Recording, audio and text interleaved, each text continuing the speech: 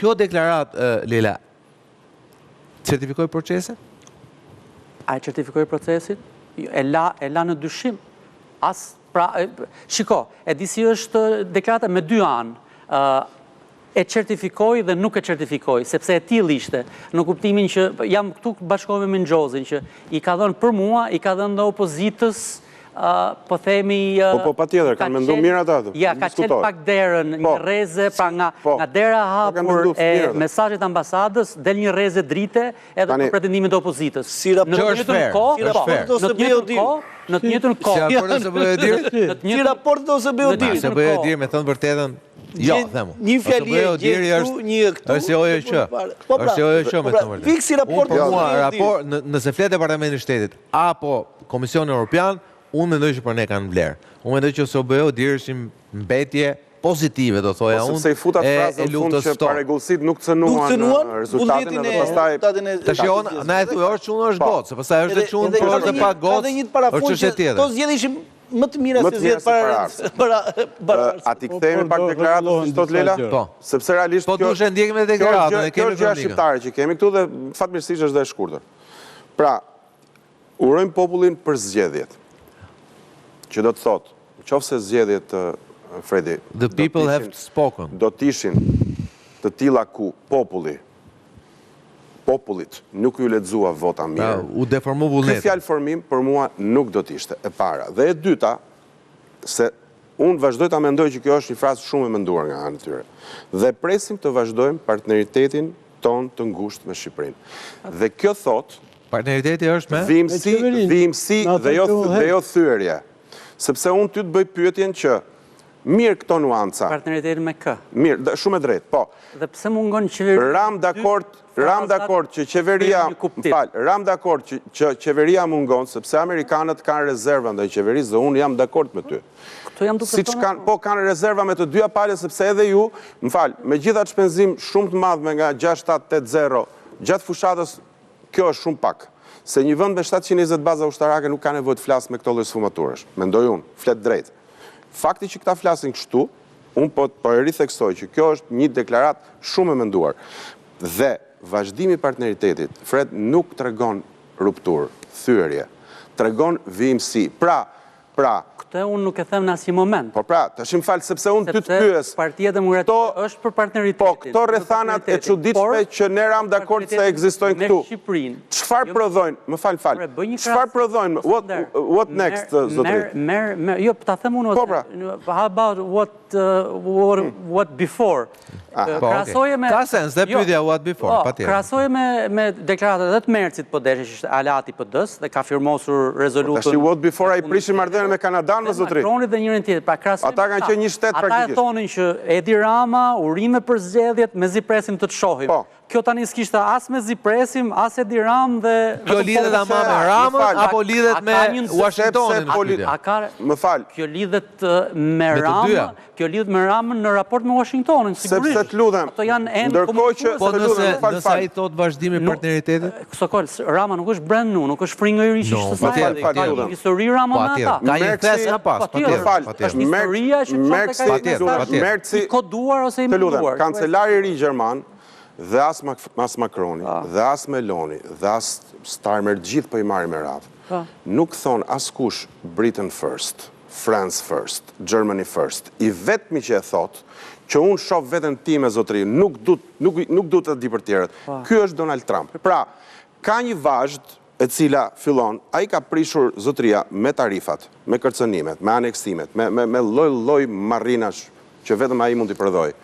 Ka prodhu një situatë globalisht, ku Amerika sot e sheh veten më të izoluar se sa më parë në raport me Europës. Dhe kjo është sjellja amerikane. Që të merret me veten. Ti e paske me Trump. Po që Trumpi është pak po e sigurt. Kjo është pak po e sigurt. Trumpi nuk se s'po bën deklaratës. Po bën praktikisht atë që premtoi. Të njëjtën gjë që ka premtuar atë po bën. Trump po bën atë që deshën 78 milionë amerikanë. Kjo është një deklaratë konform qëndrimit të Donald Trump për botën. Po pra, si ka menduar ai botën, ai ka thënë dhe normalisht e ka si platformë politike tin, Amerika nuk është më sherifja e botës. Fix. Ka që ka mbyll diskutimin. Patjetër. Kjo që i ka bërë Europës? Kjo i ka bërë Europës, Europa të zgjohet. Po armatoset, po ndryshon në sistemi geopolitik të vetën, po e shikon se si këtë një bashkëpunim. Deklaratat e kancelarit Merz, që ne do bëjmë ushtrim më të madhe në Europë, sigurisht është një transformim Gjermania dramatik nga lufta pas lufta po na i hapin kapitujt si me që duke kaluar ligj për mbrojtjen e pyjeve. Domethënë sigurimi ne ka një batutë pastaj Lela. Tani e gjitha çfarë përmban deklarata e ambasadës amerikane është, siç e thash, e barazlarguar dhe nuk ka as për qeverinë, as për Ramën, as për opozitën apo Berishën, por në fund të fundit është një po ta përdorim në zhargon, merruni vetë me hallet tuaja se ne jemi me popullin shqiptar. Do të thotë që kushdo që vjen e merret me një popull, nuk shkon tek as ke dogana, apo nuk ju thot kanibar, por shkon tek strukturat legjitime të vendit vetë. Kështu që merruni me, po pra, merruni me hallet tuaja, zgjidhni vetë, ose në fund edhe vrisni vetë. Martin, si po të shef Donald Trump nga mbarë pakurizit. Mua mu duk më shumë si një reagim... Si unë në këtë rast. Si një reagim bezdisje nga ambasadës. Do më thënë, se unë ngrit edhe një opinion politik, publik, në Shqipëri, pëse nuk po reagojnë, pëse nuk po reagojnë, sigur e kërkuan një reagim me zorë. Shiko qëndrimin e Shtetet Bashkuara të Amerikës në Shqipëri. Nuk bëjnë më politik me spakun edhe me gjithë institucionet drejtësisë, ama bëjnë politik në kuptimin e politikës të drejtësisë. Qa kanë problema ata? Luftën kundër drograve, për cilën reaguan, edhe po asistojnë spakun, i citapin, po bëjnë me spakun, po merën në rrugë institucionale me spakun, nuk po vende me ambasadori që bënde foto dhe bënde spektakl që janë jemi këtu, ama po merën intensivisht në rrugë administrative dhe në rrugë të asistencë ligjore, atë që duhet bëjnë në të vërtet. Edhe fakti që ata e shprejnë publikisht që ne kemi interesat tona dhe mbështesim spakun për interesat tona, kjo është ajo që ata i kanë transmetuar qytetarëve shqiptarë. Edhe politika e Bidenit e madhja që lufta pa kompromis kundër korrupsionit në rajon si një fenomen shumë i rrezikshëm, ata e kanë si politik vazhduese, po nuk e kanë prioritare. Nuk e kanë prioritare, e kanë ndryshuar prioritetet? Domethënë e kanë si politik, po nuk është prioritare. Edhe Marco Rubio vazhdoj me të njëjtat politik në Amerikën Latine, gjitha me radhë me ish presidentin e Argentines e ish ministri, por nuk e kanë më prioritare. Lela? Tani, unë mendoj të kundërtën dhe mendoj të kundër, jo se mendoj unë ashtu, po se janë ca fakte. Ta zëmë, kush ka qenë manifesti par excellence i politikës jashtme amerikanët, pak në raport me Europën i administratës Trump. Ka qenë fjalimi J.D. Vance në Mëni. Tani në këtë së shmangim do, një fjalimi gjatë, i cili shqetësoi lideret europianë dhe ne nuk mund të bëjmë si të... Historik, i mirë mbajtur, i mirë formuluar, pra nuk është... Ne jemi duke ngatruar atë që kërkon Trumpi. Trumpi thot të parat mos më prekni, pra duaj që të jetë 2% e GDP-s nëse të me qenë 5 antari NATO, se tjere, po Amerika ka një Amerikë, një administratë amerikane, e cila nuk i ka harruar marrëdhëniet me jashtë, se ka ndruar president. Si është ka ndruar mënyrën si shek të marrëdhëniet? Patjetër, Amerika vazhdon të Amerika dhe fjalimi i J.D. Vance është dëshmi që nuk është kjo që thonë ju që ata pas kanë lënë, pra s'kanë më interes as në Shqipëri. Jo, kam shqipë që asë që një për në shumë të fakta, sa thjesht që ka ndryshuar këndvështrimi gjë. Mesazhi i pra makro dhe mikro ishte debat. Mesazhi para 2 ditëve i ambasadës amerikane i linte zgjedhjet pa epitet, pra zgjedhjet ishin vetëm zgjedhje. Ndërkohë, me 14 mars të këtij viti, edhe Belizës, që s'është një demokraci a në i vënd, a në i gjë, i quante, edhe e kam diku aty se më doli, urime për zgjedhjet demokratike. Pra edhe Belizës vogël, ti ndoshta ke qenë në ato udhëtimet e... Kam qenë dhe e famshme... Kështu që edhe... Gropa blu që njëhet që është eveniment turistik botror. Unë s'kam qenë, po diçka kam lexuar. Por që jam dakord me ty që nuk është... Ja quante demokratike... Bile, ja the emrin sakt është Belize. Praktikisht, po. Vetëm që ka një gjë, Fredi, sepse kam ndjekur dhe atë temi debatin pa dëshirën tonë që u kryua me Richard Grenell, po pa hyrë ka, ajo nuk dua të futem te pjesë e debatit, sepse mendoj që është replika juaj me Grenell dhe jo. Desh edhe futem. Po unë do të dalesha vetëm që ju keni bërë një shkrim ku jeni detyruar zoti Rubio apo senatorit Rubio, sekretari i shtetit, kujtoni që ju në të shkruar keni bërë një kërkesë që disa prej këtyre personave, cilët Biden i ka shpallur non grata, temi t'i rikthej. Kishte argumenta tuaja në të sensin geopolitik etj, temi edhe ideologjik të gjës, nëse zgaboj. Po fakti është, Fredi, që zoti Rubio është sekretar shteti nga data 20 janar. Dhe sot jemi përtej datës 20 maj, pra flasim mbi 5 muaj nga administrata Trump.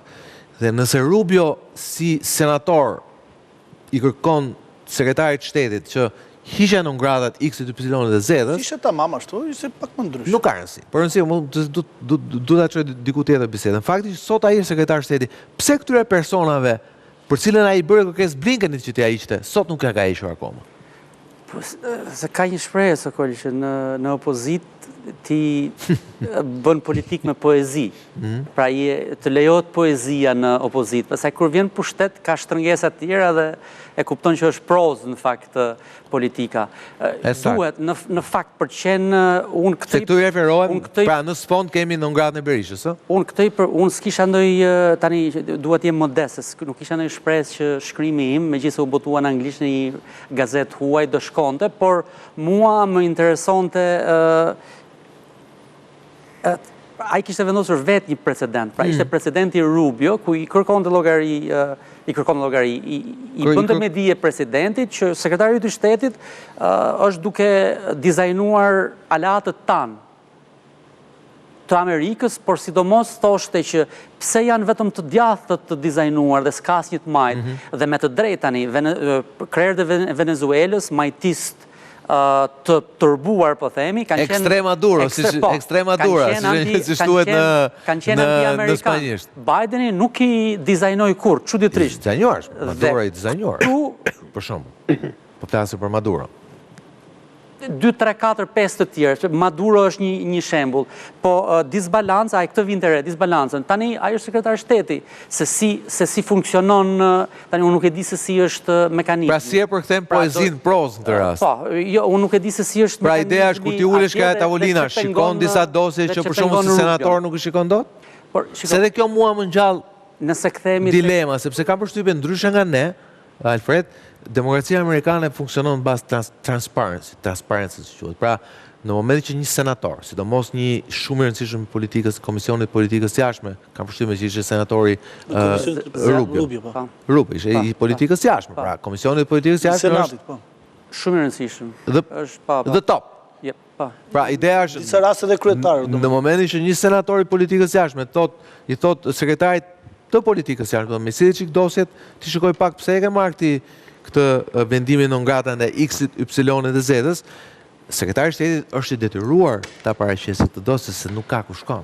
Sepse kështu funksionon temi check and balance e politikës amerikane apo e demokracisë amerikane. Pra, momentin që Rubio bëhet sekretar shteti dhe edhe në një lobim intensiv që ka bërë Partia Demokratike përmes firmave të caktuara lobiste, ndoshta e merr këtë dosje, ose më saktë ja vendosin përpara këtë dosje, para dosjeve tjera. Pse akoma sot temi politika zyrtare amerikane nuk ka një ndryshim qëndrimi, nuk po flas, po nuk ka një ndryshim qëndrimi ndaj Sali Berishës. Shiko, një gazetari huaj, ju jeni familjar, kanë nxjerrë një prononcim të Departamentit të Shtetit pa emër, të pa përgënjeshtruar kurrë nga Departamenti i Shtetit. Pra, si tradit, Departamenti i Shtetit ta përgënjeshtronte një fake news, një lajm të rrem. Pra, këtë kaq dim. Atë që unë mund të hamensoj është që heqja non gratës është çështje kohe. Mund të kishte ndodhur para zgjedhjeve, do ishte mirë të kishte ndodhur para zgjedhjeve, nuk ndodhi, por mendoj që është çështje kohe. Unë nuk jam duke thënë në cilin muaj, në cilin ditë, por mendoj që është çështje kohe. Sa i takon asaj të Berishës, për të Amerikës Latine se di. S'na intereson. Flasim mirë pas publicitetit se është gati Skënderi për replikë.